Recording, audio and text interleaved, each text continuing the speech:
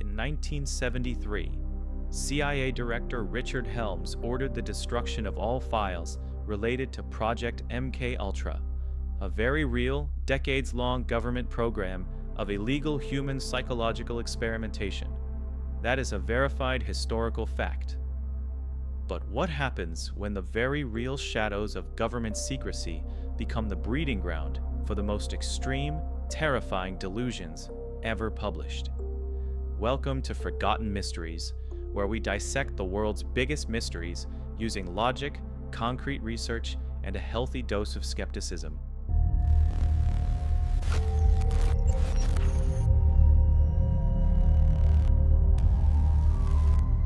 Today, we are opening the book on one of the most bizarre and influential conspiracy texts of the late 20th century. Thanks for the Memories. This text claims to expose a vast, multi-generational mind control network run by the highest elites in America, and it serves as the ultimate origin story for the modern conspiracy movements we see today. Published in 1999 by a woman writing under the pseudonym Brice Taylor, Thanks for the Memories wasn't just a fringe paperback. It was an architectural blueprint for modern conspiracy culture.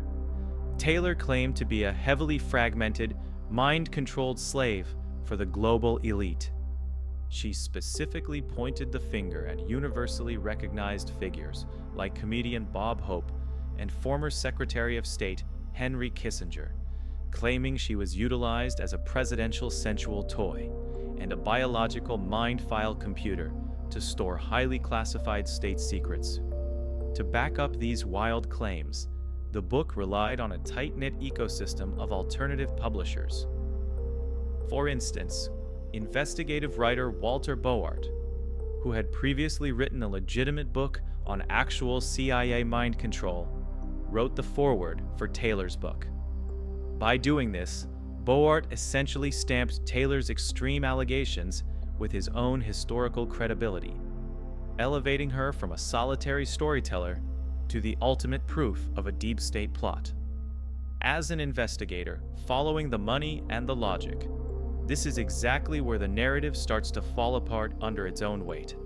Let's look critically at the mind file computer claim. Taylor alleges her artificially induced photographic memory was weaponized to courier state secrets across borders. But think about the actual timeline. The late 1990s was the dawn of the digital age, secure servers, and encrypted internet communication. Why would the highest, most sophisticated levels of government power rely on an unstable, traumatized civilian to transport data when secure digital storage was already becoming a reality? It makes absolutely zero logistical sense. So, who benefits from this narrative? You have to look at the massive profit generated by alternative publishers during the satanic panic of the 80s and 90s, and the fringe therapists who built incredibly lucrative careers utilizing highly controversial recovered memory therapies to literally plant these stories in the minds of vulnerable patients. But here is why this specific narrative is so dangerously sticky. It borrows heavily from reality.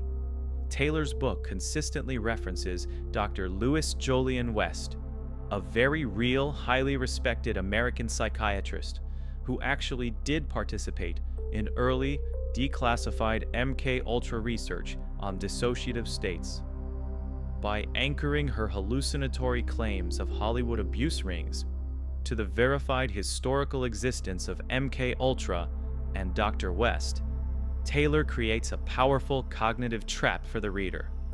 If the CIA really did experiment on unwitting citizens with LSD and electroshock, which we know for a fact they did, then suddenly, for a reader looking for answers in a corrupt world, the leap to Bob Hope trafficking children through USO tours doesn't seem completely impossible. It's a masterclass in blending verifiable historical atrocities with profitable pseudoscientific fiction to completely destabilize our trust in reality. Let's dig into one of the most manipulative tricks this book plays on the reader: the weaponization of identity. Brice Taylor openly admits that her real legal name is Susan Ford. In a normal autobiography, this is just a simple fact. But in Thanks for the Memories, it becomes the base for one of her most shocking claims. Taylor claims that then Vice President Gerald Ford assaulted her in the back of a limousine using a stun gun. According to her story, Ford cruelly joked about the fact that she shared his real daughter's exact name before finishing the assault. This is a highly calculated storytelling trick. By twisting a real historical fact, Gerald Ford actually had a daughter named Susan, into a story of pure horror. The book creates massive mental confusion. It forces the reader to link public figures with unspeakable cruelty, completely shattering their trust in political leaders. But how exactly did these elites supposedly control their victims?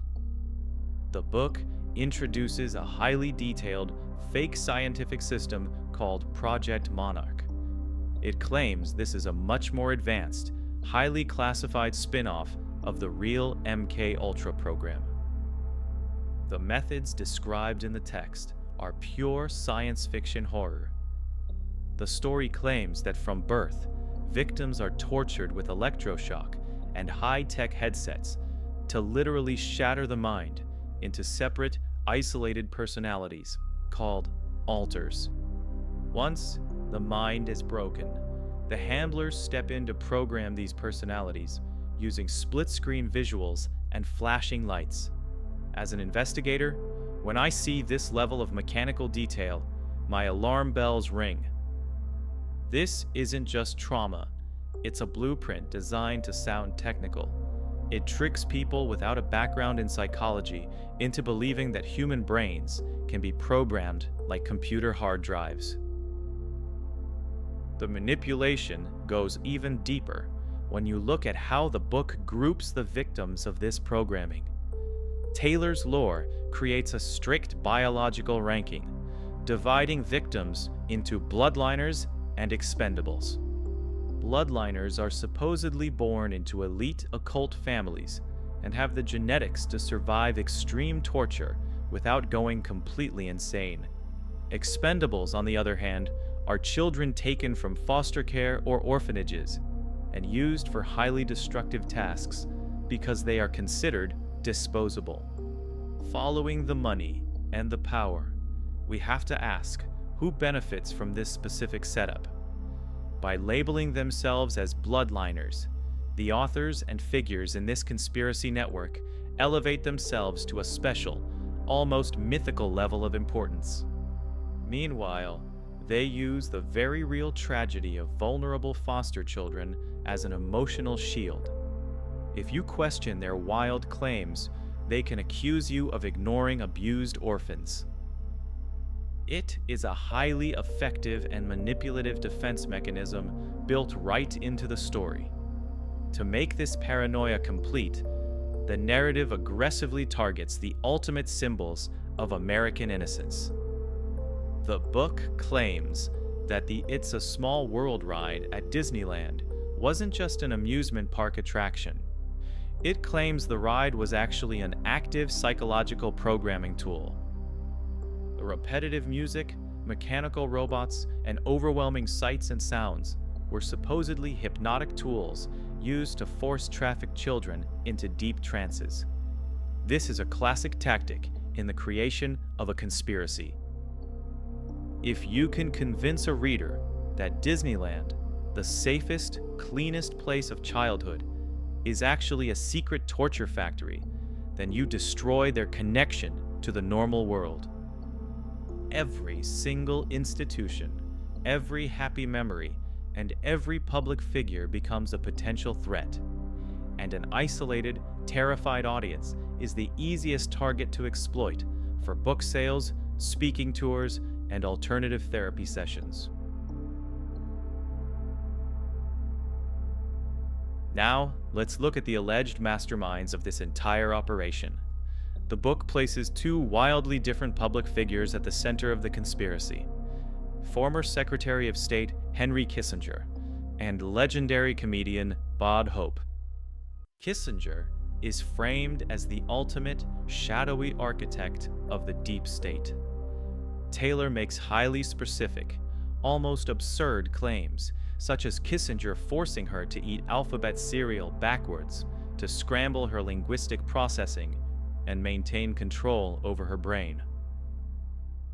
On the flip side, Bob Hope, the patriotic symbol of American entertainment, is grotesquely recast as a logistical coordinator who allegedly used his massive government-sanctioned USO tours as the perfect cover to traffic children across international borders.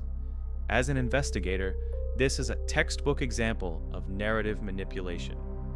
By pairing the terrifying, opaque power of the military-industrial complex with the beloved, wholesome face of American pop culture, the book tries to convince the reader that evil is both deeply hidden and hiding in plain sight. It is a psychological tactic meant to completely destroy your trust in the media and government institutions. But a story this massive couldn't survive on its own. It needed an echo chamber to give it life and legitimacy. Taylor's book features a dense network of supporters, including former FBI agent Ted Gunderson, fringe psychologists, and fellow conspiracy authors like Kathy O'Brien, who all publicly validated each other's claims. This network created an illusion of broad professional consensus. But here is where the house of cards completely collapses under logic. In her acknowledgments, Taylor heaps praise on Lauren Stratford, an author who wrote a terrifying book claiming she was forced to breed babies for satanic sacrifices. The glaring problem? Stratford's entire story had already been exposed as a total fabrication by investigative journalists long before Taylor's book was even published. When you look at who benefits here, it's clear this network wasn't about uncovering truth. It was a parasitic ecosystem of self-proclaimed experts and alternative publishers prioritizing a highly profitable, shared narrative over objective reality. They protected the story at all costs because the story was their livelihood. The most chilling part of the book, Thanks for the Memories, isn't what happened in the 1990s. It's what the book birthed in the 21st century. Even after the courts clamped down on recovered memory therapy and the empirical claims were thoroughly debunked, the core architecture of this book survived. It mutated and adapted to the internet age, laying the direct, undeniable groundwork for modern movements like QAnon. The identical tropes are all there: an interconnected global cabal of sadists, the targeting of Hollywood entertainers and political elites, and the massive underground trafficking of children. Why does this narrative refuse to die?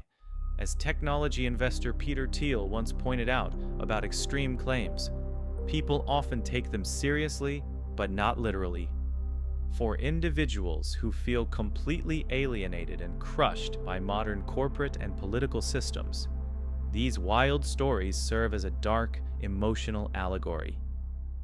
They might not literally believe Henry Kissinger made someone eat alphabet cereal backwards, but they deeply believe in the underlying moral corruption of the ruling class that the story represents. The danger arises when a metaphor for institutional distrust becomes radicalized into a literal call to action. The story of Brice Taylor and Thanks for the Memories is ultimately a tragedy, masquerading as a political thriller. When we peel back the layers of sci-fi programming, human mind-file computers, and Hollywood elites, we do not find a secret global cabal.